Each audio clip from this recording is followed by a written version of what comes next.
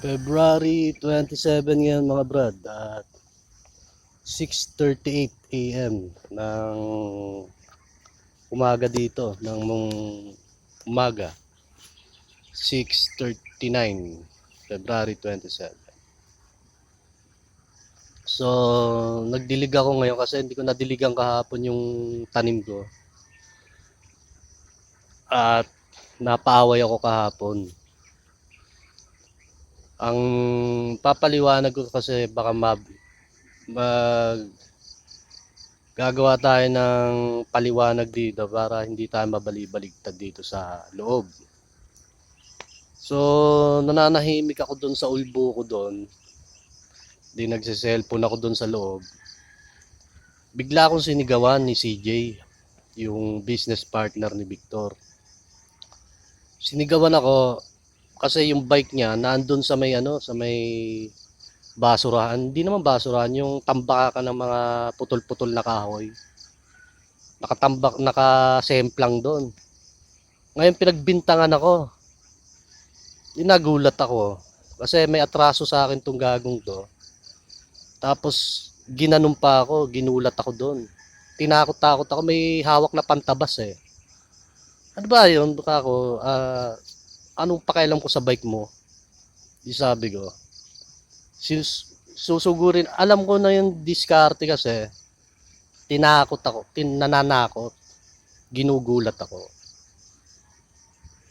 Oras lang na may mangyari lang. Eh di eto, hindi ako tinantanan. Talagang idiniit talaga sa akin, ako daw lang gumalaw nung bike niya.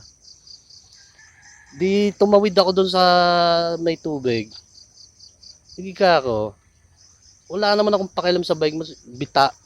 Bitawan mo na lang yan. Bitawan mo.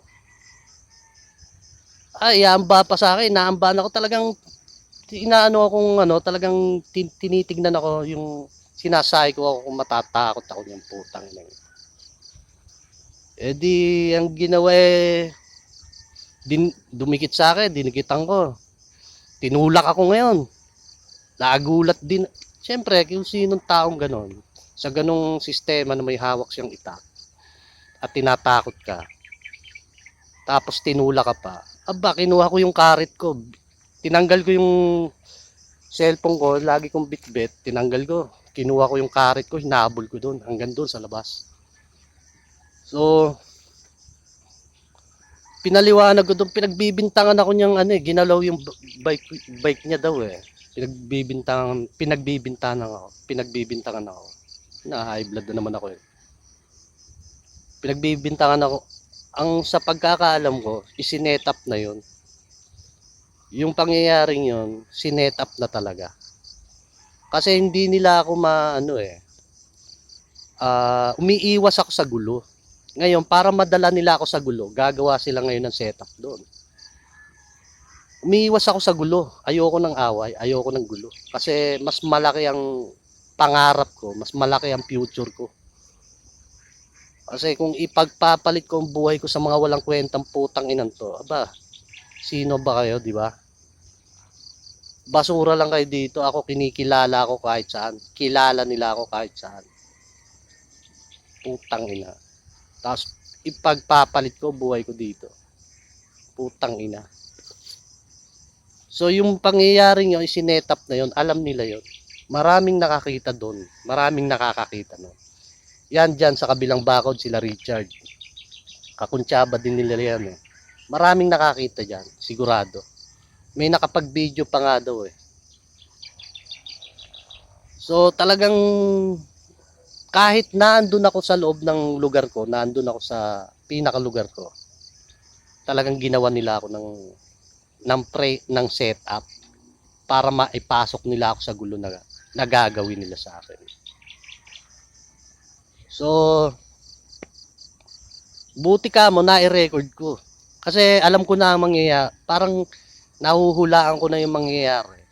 Na para bang may gagawin siya. Kasi ginagago-gago nila ako dito eh. Kasama nila Victor. Sila Victor na andyan. Pati yung mga tauhan niya. Ginagago-gago nila ako dito. Kung ano-ano mga sinasabi. Hindi nire-record ko na lang. Kasi inaabangan nila akong ano eh, yung magsisimula ako ng gulo. Ngayon, alam nilang hindi nila ako mapapunta doon. Gumawa sila ng setup sa akin. Sinetap na nila ako.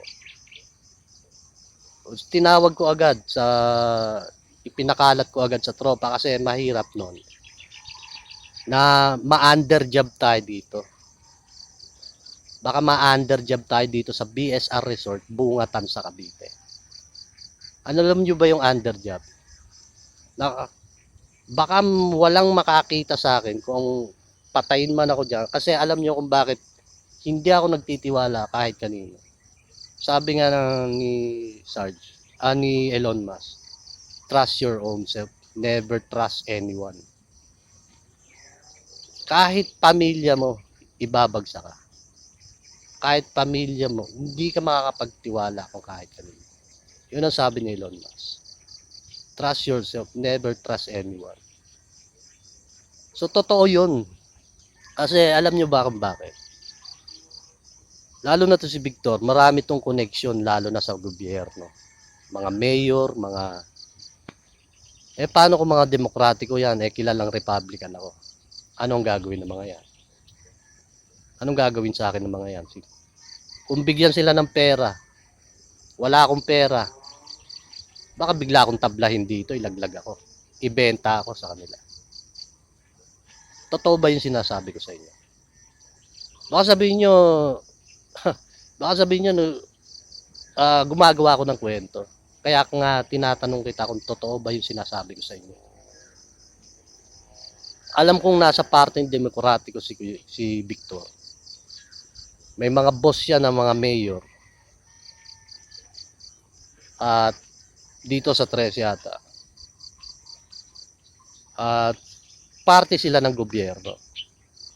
Ngayon ako, meron akong sinasabi sa publiko, sinasabi sa dito sa bansa natin na nakikilala tayo ng mga taga-gobyerno sa Amerika. Ngayon, kilala nila akong Republican ng pinapanigan ko. Ano ang gagawin nila sa akin? Dahil napakalaki ng inambag ko sa mga Republican. Kaya sila nagiging malakas, kaya sila maging makapangyarihan dahil sa ambag ko sa kanila. Yun yung katotohanan sa Diyos na ngayon pinatutupad nila doon sa Amerika. Ano ba laging sigaw ni Trump ngayon? Kundi laging sa Diyos. May 27 nata o May 17. Mag-Thanksgiving sila doon. Silang lahat sa Amerika. So, ganong kalaki ang inambag ko. Ngayon, tatanungin ko kayo, kung ito bigyan ng pera at itablahin ako rito. Never trust anyone. Trust yourself. Dahil kahit sino, baka baliktarin ka. Lalo na't may sinabi tayo. May sinasabi tayo. Nakuha niyo. Pakitandaan niyo yung putang inang CJ na yun. Pakitandaan nyo sila dito sa BSR Resort, Bungatan sa Cavite. Kasi hindi ko alam, baka kung yun nga yung sinabi ko dati na